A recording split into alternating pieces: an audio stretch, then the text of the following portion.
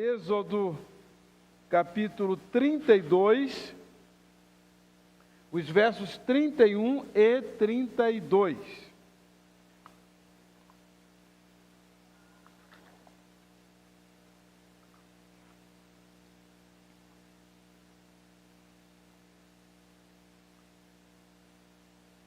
Verso 31. Assim tornou Moisés ao Senhor e disse: este povo cometeu um grande pecado, fazendo para si um Deus de ouro. Verso 32. Agora, pois, perdoa o seu pecado, ou senão, risca-me do teu livro que tens escrito. Que oração, hein? Que oração. A importância de um intercessor. Podem sentar.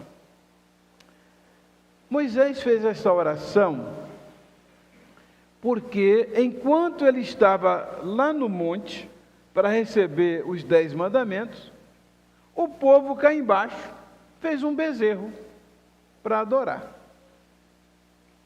E desde lá de cima, que Deus já disse assim para Moisés: olha, deixa eu destruir esse povo. Olha só. Deixa eu destruir esse povo. E eu vou fazer de você uma grande nação. Pareceria até assim, poxa vida, Deus vai, não é? Essa turma ruim que está aí, Deus vai acabar com todos eles e agora Deus vai começar um projeto novo comigo. Aí Moisés faz esta oração. Diz: é verdade que esse povo pecou grandemente contra o Senhor. Mas agora eu peço ao Senhor, ou o Senhor perdoa eles, ou o Senhor me risca do livro da vida. Que isso? Então a gente sabe, irmãos, que foi essa intercessão, esse pedido de Moisés, que poupou aquele povo de ser destruído. O quanto a vida de um intercessor é importante. O que é um intercessor? Intercessor é aquela pessoa que se coloca no meio entre alguém que está sendo acusado e alguém que quer punir, que quer castigar. Se coloca no meio para interceder, pedir em favor de. É um pouco diferente de um advogado, que o advogado vai defender o seu cliente e vai trabalhar independente dele ser culpado ou não. Muitas vezes ele está defendendo um inocente mesmo. O defensor é diferente do intercessor. No caso aqui, Moisés se coloca como intercessor, aquele que pede em favor de alguém. E se é em favor, é porque o outro não merecia. E aí Moisés se coloca também como um sacerdote. O que é um sacerdote? Pessoal que vai para concílio, qual a diferença do sacerdote para o profeta? Isso aqui eu já falei muitas vezes, mas eu não me importo de repetir, porque eu sempre descubro que muita gente não se lembra. Tem alguns que se lembram, mas muita gente não se lembra. A diferença do profeta para o sacerdote. O sacerdote leva o povo a Deus. O profeta traz Deus ao povo. O sacerdote intercede pelo povo. O profeta traz a palavra de Deus ao povo. Leva a mensagem de Deus ao povo. Por isso que cada crente, olha só, cada crente é um sacerdote. E nesse sentido é um intercessor. Olha o que diz 1 Pedro, capítulo 2, versículo 9. Mas vós sois a geração eleita, o sacerdote do rei, o sacerdote real. Cada um de nós é um sacerdote, cada um. Cada um de nós precisa estar entre Deus e o povo.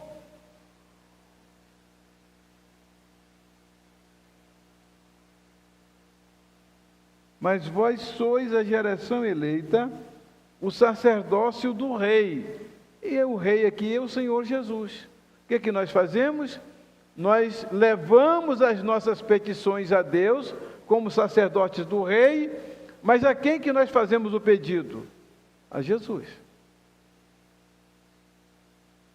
Nós não vamos diretamente a Deus como sacerdotes. Jesus nos colocou nessa posição intermediária. Mas vós sois a geração eleita, o sacerdócio real, a nação santa, o povo adquirido, para que anuncieis as virtudes daquele que vos chamou das trevas para a sua maravilhosa luz.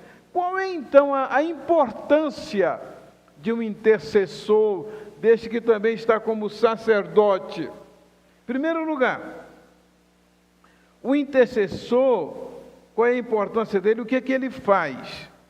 Ele intercede por um povo pecador. Ele intercede pelo pecador. A diferença do advogado, que ele pretende que o seu cliente seja justo, que tenha direitos. O intercessor, ele intercede exatamente por aquele que é culpado. Por isso que Moisés diz aí em Êxodo 32, 31. Assim tornou Moisés ao Senhor e disse: este povo cometeu um grande pecado. Eu não estou dizendo que eles são inocentes, não. Eu não estou dizendo que eles sejam justos. Mas eu estou dizendo que eles cometeram, não foi um pecado qualquer. Foi um grande pecado. Então o intercessor não intercede pelos bons. Ele intercede pelos maus. Não intercede pelos justos, mas ele intercede pelos injustos. Claro que nós devemos orar por todos, por justos e injustos, mas nós estamos nos referindo aqui àquele que vai interceder. Vai pedir em favor de.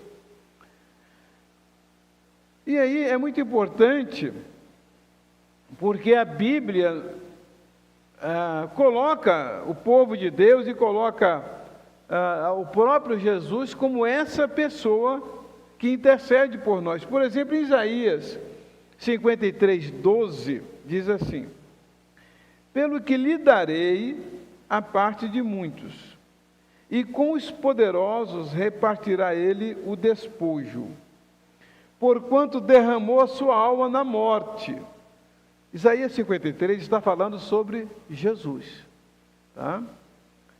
E foi contado com os transgressores, mas ele levou sobre si o pecado de muitos. E por quem que Jesus intercede? Estão vendo? Pelos transgressores. Não é interessante isso? que a intercessão de Jesus é em favor dos transgressores.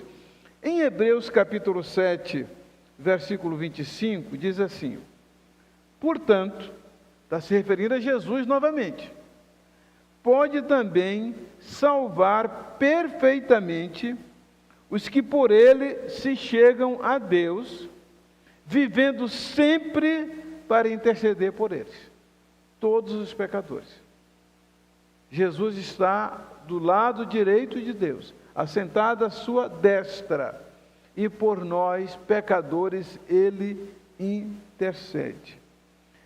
Existem dois exemplos a mais, bem claros, na Bíblia. O próprio Jesus, quando estava sendo crucificado, que as pessoas escarneciam dele, o que foi que ele fez? Qual foi a oração que ele fez? Pai, perdoa-lhes, porque não sabem o que fazem. Ele não falou: Deus, desce fogo do céu e queima essa gente ruim. Manda os teus anjos com a espada aqui e mata todo mundo. Não. Então vocês veem que Jesus nos traz agora uma concepção nova de como é que nós vamos nos relacionar com os transgressores, com os pecadores. Vão acompanhando o raciocínio para vocês perceberem onde eu quero chegar. Então, Jesus pede para que Deus não impute o pecado daquelas pessoas. A mesma oração Estevão fez quando estava sendo apedrejado. Estevão faz a seguinte oração: Senhor, não lhes impute esse pecado. Não lhes impute esse pecado. Então, a recomendação bíblica, irmãos, a gente precisa se lembrar disto, é que o nosso amor deve ser para com quem? A quem nós devemos amar? A quem nós devemos perdoar? Olha aí o texto que todos nós conhecemos, de Mateus capítulo 5, versículo 44. Eu, porém, vos digo, amai a vossos inimigos. Porque lá no Velho Testamento Jesus disse, que lá está escrito que odiai os seus inimigos. Aqui Jesus, eu, porém, vos digo, amai a vossos inimigos. Fazei bem aos que vos odeiam, e orai pelos que vos maltratam e vos perseguem. Porque somente assim vocês serão filhos de Deus. Olha só.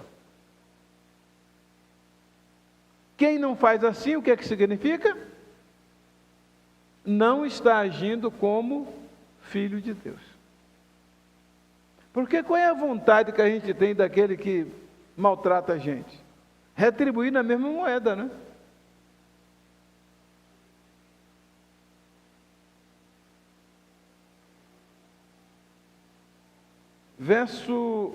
Lucas 5, 6, 28. Bendizei os que vos maldizem e orai pelos que vos caluniam. Gente, calúnia é uma coisa terrível. É uma pessoa acusar você de algo que você não fez. Isso dói demais. Que coisa ruim é isso. E o pior é que quando alguém joga dúvida, lança dúvida sobre sua conduta, é igual que a história do travesseiro de penas. Depois que soltou as penas no ar e que o vento levou, é difícil de juntar. Sempre fica uma dúvida, uma pontinha de dúvida naqueles que ouviram alguma coisa contra o seu caráter, contra a sua moral. E a recomendação da palavra de Deus é que nós devemos bendizer os que nos maldizem e orar pelos que nos caluniam. É ruim, é uma coisa ruim. A tal da calúnia parece que é pior do que quando você fez. Porque quando a gente cometeu, a gente diz, eu fiz mesmo, me perdoa. Mas que coisa ruim é quando você não fez e está sendo acusado de uma coisa que você não fez. É muito ruim isso. Aí entra a questão das armas que a gente usa, porque aqui manda orar. Quais são as armas que nós usamos quando somos perseguidos, somos maltratados, quando alguém nos faz o mal? A gente tem vontade de partir para uma atitude, uma ação, se não for ainda mais agressiva, pelo menos correspondente, na devida proporção. E eu estou dizendo isso, irmãos, por causa do momento que nós vivemos. Na política, no judiciário, o momento que o Brasil vive, as injustiças, as perseguições, as desonestidades, as fraudes, a ação perversa de algumas pessoas que deveriam defender quem for justo. Quais são as armas que vamos usar? Soltar bomba? Dar tiro? Fuzilar? Olha, 2 aos Coríntios, capítulo 10, versículo 4. Porque as armas da nossa milícia, da nossa guerra, não são carnais, mas sim poderosas em Deus para a destruição das fortalezas. Como é que nós vamos conseguir detonar, destruir as fortalezas que estão se levantando contra a justiça, contra a verdade, contra o bem, contra as pessoas de bem?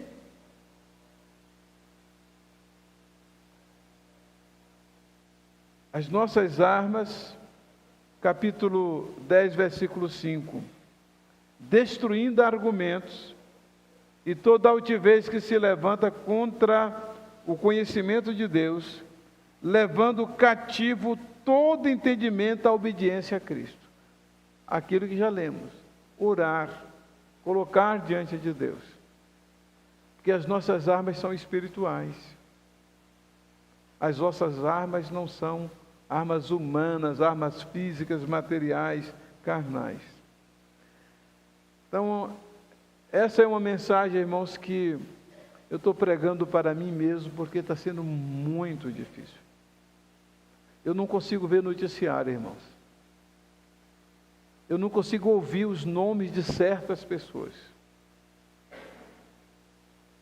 E esse é um trabalho que eu estou fazendo comigo mesmo, e como eu imagino que outras pessoas possam estar na mesma situação. Estou trazendo essa mensagem para a gente refletir. Porque uma coisa é o que a gente entende que deve ser feito. E às vezes até querer fazer justiça com as próprias mãos. Outra coisa é a gente seguir o que a palavra de Deus nos orienta. O modo seguro, certo, de como devemos agir. Então, nós precisamos interceder pelos transgressores. Esse é o ponto. Está fechando agora esse primeiro ponto. Deus, nós estamos num país perverso. Temos autoridades perversas. Temos autoridades, juízes injustos. Mas eu quero te pedir por eles. Que situação, hein? Segundo lugar, o intercessor assume a culpa do outro. Olha só. Êxodo 32, 32. Agora, pois, perdoa o seu pecado. Ou senão, risca-me do teu livro que tens escrito. Isso é uma medida extrema, contundente mesmo, de como a gente pode agir ou reagir em relação àqueles que nos maltratam, que nos fazem o mal, que prejudicam a nós, a nossa nação, e muitas vezes a tantas pessoas queridas. Deus, eu quero te pedir o perdão dessas pessoas. Eu não quero que tu as destruas. Porque o que muita gente pensa? Aí se pegasse uma doença nele, né? Se acontecesse um acidente, né? Se alguém chegasse lá, soltasse uma bomba, se alguém chegasse lá, desse um tiro. Muitas vezes o ser humano, nós como seres humanos, temos esse tipo de sentimento e de desejo interno. Mas essa é uma atitude contra a qual a gente precisa lutar e trabalhar. Então vocês veem que a oração de Moisés, ele diz, olha, ou o Senhor perdoa, ou o Senhor me risca do livro da vida. Que isso? E que gente ruim que era aquele povo no deserto. Quis apedrejar Moisés algumas vezes. Quantas vezes se levantaram contra Moisés? E Moisés toma essa atitude.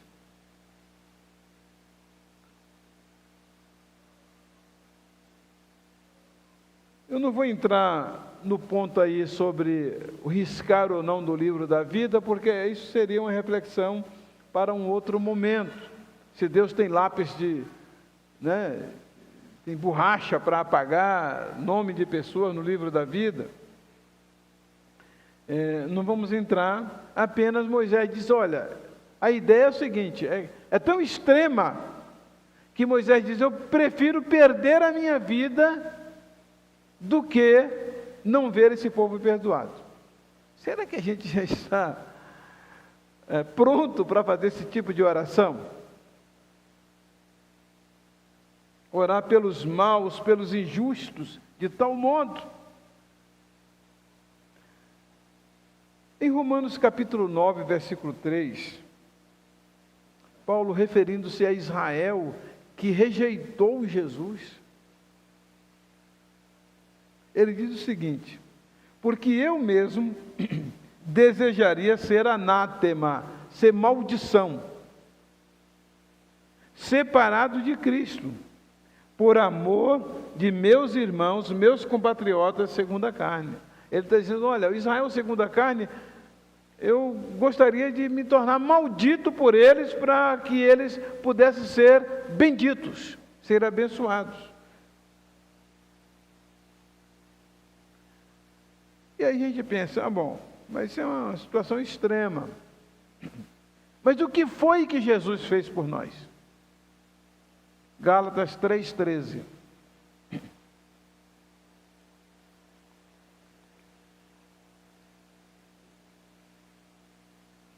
Cristo nos resgatou da maldição da lei, fazendo-se maldição por nós. Que coisa, hein?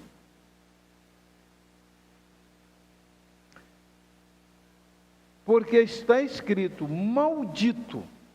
Vocês podem alcançar que Jesus se tornou maldito em nosso lugar. Como diz aquele hino, toda maldição do pecado meu tu levaste, pois, sobre ti, Senhor. Ele não só levou a maldição, ele se tornou maldito. Em 2 Coríntios 5,19, diz que ele se tornou pecado, não apenas pecador, ele se tornou pecado. Olha, as dimensões do que Cristo fez por nós são tão elevadas e profundas que a gente não consegue conhecer o amor de Deus que excede a todo entendimento. O que Deus fez por nós. Deus não está esperando que a gente compreenda o que seja isto. Deus está esperando que a gente obedeça ao que Ele manda.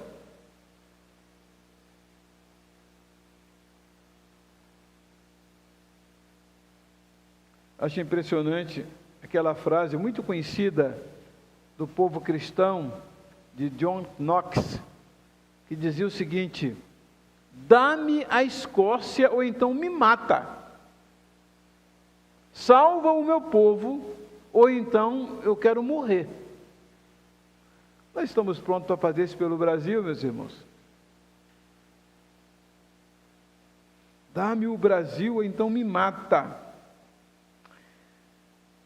Aí vem aquela questão, mas eu vou orar por esse pessoal ruim, esse povo que não presta, autoridades corruptas. Vamos nos lembrar da recomendação de Deus, antes de entrar nesse texto que eu vou mostrar para vocês. Não está projetado aí, mas os irmãos conhecem, está em Romanos capítulo 13, diz: toda alma esteja sujeita às autoridades superiores, porque não há autoridade que não venha de Deus, e as que existem foram constituídas por Deus. Será que numa eleição em que há suspeita de que tenha havido fraude, essas autoridades foram constituídas por Deus? Não, não foi Deus, não. Alguém iria dizer. Irmãos, não há autoridade. A Bíblia diz que não existe nenhuma que não tenha sido constituída por Deus. Que as que existem foram. Irmãos, se vocês forem ler a Bíblia, vocês vão ver que Deus chama Nabucodonosor de meu servo. O cara era feiticeiro. E Deus diz, meu servo. O cara era incrédulo, idólatra, incrédulo em relação ao Deus verdadeiro. E Deus diz, meu servo.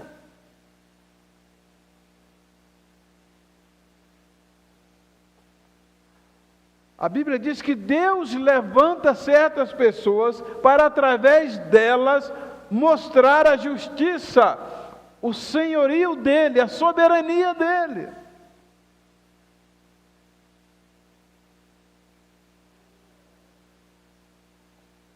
Por isso, que em 1 Timóteo, capítulo 2, versículo 1, diz assim: em primeiro lugar, peço que sejam feitas orações, pedidos, súplicas e ações de graças a Deus em favor de todas as pessoas. Você dar graças por certas pessoas, meus irmãos, é difícil. Mas é aí que tem a nossa opção. Vamos obedecer a palavra de Deus ou vamos seguir os nossos sentimentos?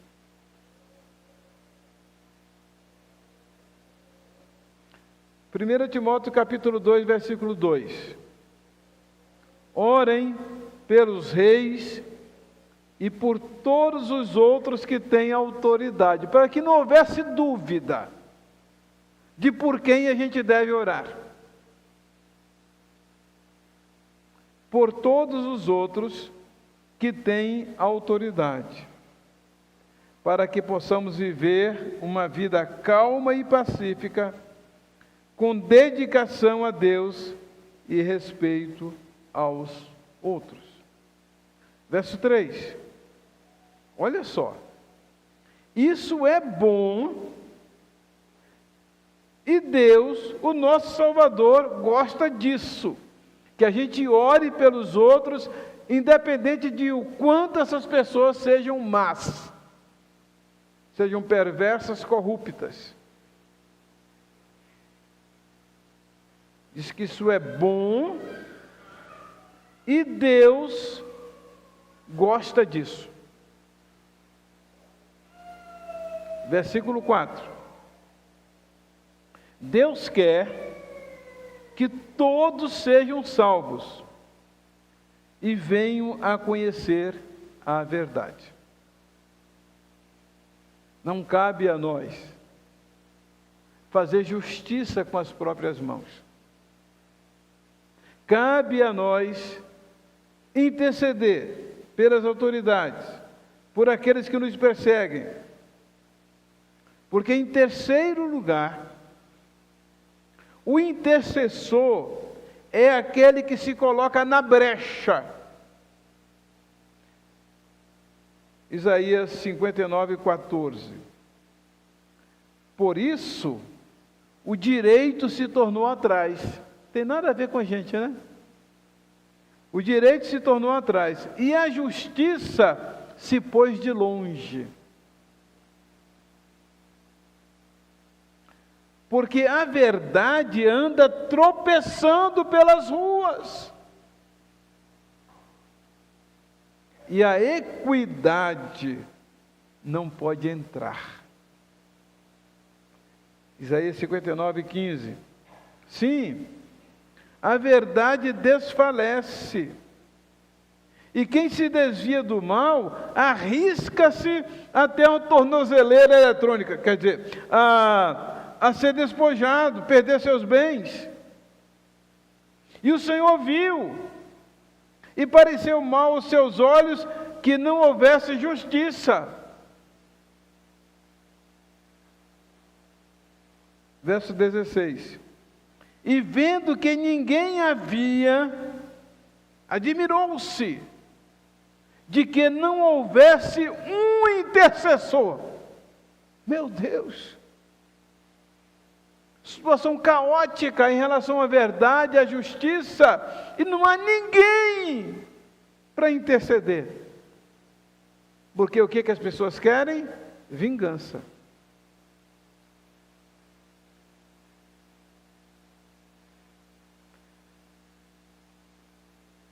E vendo que ninguém havia, maravilhou-se, admirou-se de que não houvesse um intercessor.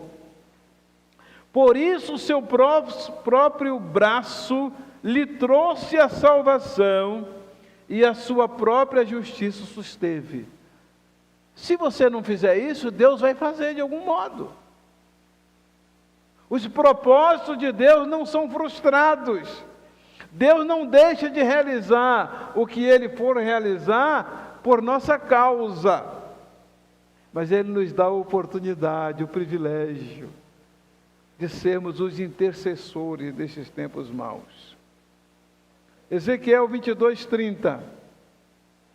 E busquei dentre eles um homem que estivesse tapando o muro e estivesse na brecha perante mim por esta terra, para que eu não a destruísse, porém a ninguém achei. Deus esperando que alguém se coloque na brecha igual Moisés, diz: não, Senhor, não destrói não, perdoa.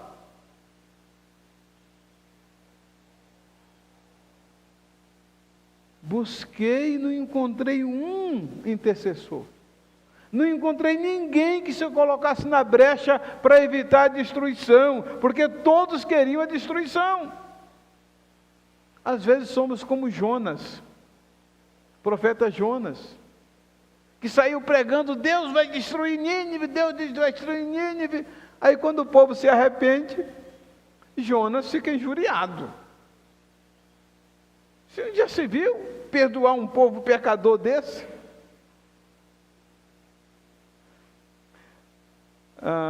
Eu tenho um amigo, um conhecido, que ele dirigia uma clínica de recuperação de dependentes químicos. E havia uma família que ficava entre aquela clínica e a cidade, que a clínica era num sítio. E aquela família traficava drogas, levava drogas para a clínica de recuperação, onde ele estava tentando recuperar as pessoas. Os caras davam um jeito de chegar e passar drogas para os internos. Aí ele começou a orar para Deus destruir aquelas pessoas, né? Ele ficou tão injuriado que ele começou a orar para Deus destruir aquelas pessoas. Passados uns tempos, um dos membros daquela família vai lá e fala para ele: ó, fulano, eu vim aqui para te dizer que nós entregamos nossa vida para Jesus.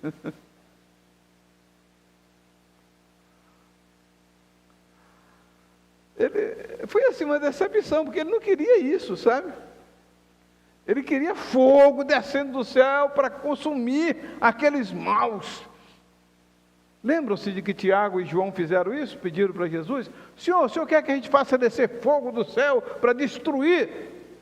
Jesus fala: não, eu não vim para destruir as pessoas, não. Então a gente tem esse sentimento que muitas vezes é da natureza da gente. Mas a gente precisa começar a aprender a conviver com essa situação e ter uma postura diferente, seguindo aquilo que a palavra de Deus nos diz, e ao invés de a gente querer que a destruição venha, a gente se colocar na brecha para interceder. Deus, salva essas pessoas, perdoa essas pessoas. Oh Deus, eu estou disposto até a sacrificar a minha vida em favor dessas pessoas. Estamos mesmo? Essa semana eu estava lendo o livro de Amós, e eu me lembrei até de uma aula que eu tive no seminário, faz pouco tempo, mais ou menos 50 anos atrás. Professor, olha, eu nunca me esqueci, professor João Carlos Queida, nos dava aula de Velho Testamento, e ele citou esse texto, que eu quero ler com os irmãos aqui agora. A oração de Amós em favor de um povo que estava para ser destruído. Amós 7:1, o Senhor Deus me mostrou numa visão o seguinte: eu vi Deus criar uma praga de gafanhotos. Isto aconteceu como já começava a crescer o capim, que brota depois da colheita, que pertence ao rei. Verso 2. Quando os gafanhotos acabaram de comer todas as plantas, eu disse a Deus, o Senhor: eu te peço, ó Senhor Deus, que nos perdoes, o teu povo é fraco. Como podemos resistir? Só que lá na versão, por exemplo, da Ara e outros, fala assim: Jacó é pequeno. Jacó é pequeno, ele não tem forças, ele não vai aguentar isso. Verso 3. Então, Deus mudou de ideia e respondeu: o que você viu não vai acontecer. Já que você intercedeu, então tá bom, vou retirar esse castigo, essa punição. Verso 4. O Senhor Deus me mostrou numa visão outra coisa, eu vi que estava pronto para castigar o seu povo com fogo. O fogo secou o grande mar que fica debaixo da terra e estava acabando com as plantações.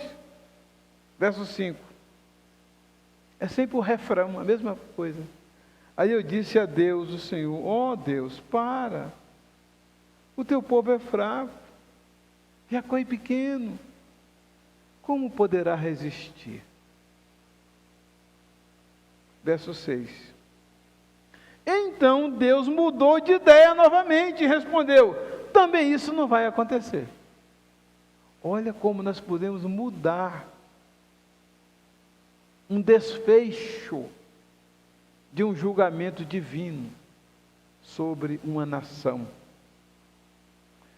Todos nós, irmãos, somos assim constituídos de intercessores pelo bem da nossa nação, da nossa cidade.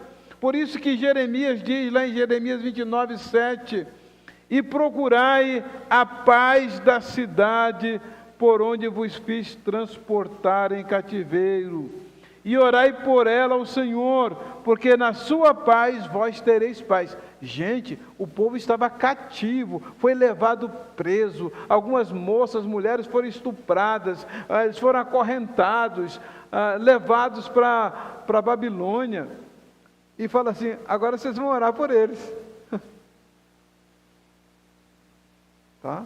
Orar pela paz da cidade onde você está, não importa como você chegou lá, não importa o quanto de mal lhe fizeram ou lhe estão fazendo, ore pela paz da cidade, porque é na paz da sua cidade que você vai ter paz. É a recomendação da palavra de Deus. Então, como eu disse para os irmãos, é a importância do intercessor. Moisés mudou aquele quadro e muitas vezes ele livrou Deus de destruir o povo de Israel. Muitas vezes. Algumas vezes ele chegou a aconselhar Deus. Disse: Deus, mas o que é isso? Qual é, Deus? Né? Vamos aqui, né? Qual é, Deus? Assim o pessoal vai dizer que o Senhor é fraco. O Senhor tirou o povo do Egito, trouxe para o deserto, agora não consegue levar o povo para a terra prometida, então o Senhor está se livrando dele. Você imaginou Deus sendo aconselhado por um homem? Não é que Deus precise disso, mas é que Ele nos dá a oportunidade de nós sermos intercessores, de nós abençoarmos outras vidas, ao invés de querermos maldição sobre as outras vidas. Isso em todas as áreas da nossa vida, da família, quem está nos perseguindo, nos maltratando, quem nos fez mal. A recomendação da palavra de Deus é orar por essas pessoas. Perdoar. Hoje eu brinquei aqui com o Iaspe. Cadê o Iaspe? Cadê ele? Está aqui o Iaspe? Iaspe está ali, na camisa está escrito assim, 70 vezes 7. 70 vezes 7. 490 vezes perdoar. É um desafio. Mas é o que o Senhor nos ensinou. Vamos orar, irmãos? Ficar em pé. Vamos ter um momento de oração silenciosa. Ver o que está no seu coração, que está entristecendo, amargurando, trazendo ressentimento. Faça o seguinte: faça uma oração de liberação dessa pessoa, da sua vida, do mal que ela lhe fez. Nós fazemos muito isso com pessoas que foram estupradas, que foram molestadas. Olha, libera essa pessoa da sua vida. Seu corpo está ligado ao corpo dessa pessoa. Faça uma oração agora. Libere. E você que de algum modo foi prejudicado por alguém, de uma outra forma, libere essa pessoa agora, declare essa pessoa perdoada em nome de Jesus. Você fala assim: mas eu não quero. Você não quer, mas você obedece. Se eu não estou querendo, mas eu vou obedecer, entendeu? Diga isso para Deus, pode dizer, pode ser sincero. Mas vamos tirar essas coisas da nossa vida e vamos trabalhar para a gente seguir aquilo que a palavra nos orienta. Vamos orar silenciosamente e depois eu vou orar audivelmente.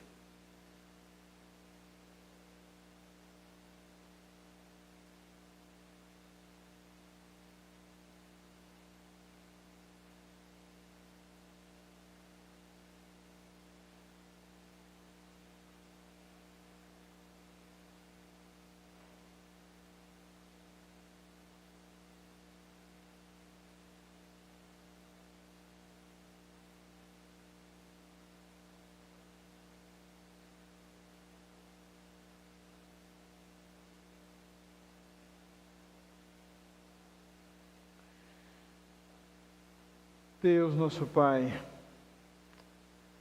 nossa primeira palavra é de agradecimento ao Senhor por tantas vezes que Tu nos tens perdoado. Tem sido longânimo para conosco, misericordioso, bondoso, amoroso, e nos tens dado tantas oportunidades.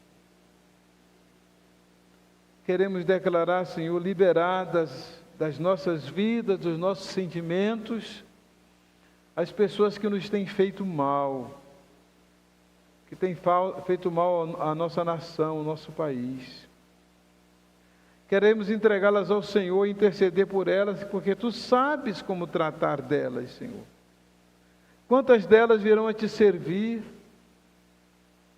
virão ainda a ser bênção no Teu reino, nós não sabemos. Mas independente do que elas venham a ser, Senhor, Nós queremos obedecer a Tua palavra e interceder por todas as autoridades constituídas, pedindo-te, Senhor, que nos dês um país em paz. Que Tu possa, Senhor, defender a nossa nação de todo mal. Que possa, Senhor Deus, trazer paz à nossa cidade, à nossa família, mas principalmente ao nosso coração. É a nossa oração, Pai Santo, em nome de Jesus. Amém. Amém. Podem sentar, meus irmãos, Deus abençoe. E até a noite, se Deus quiser.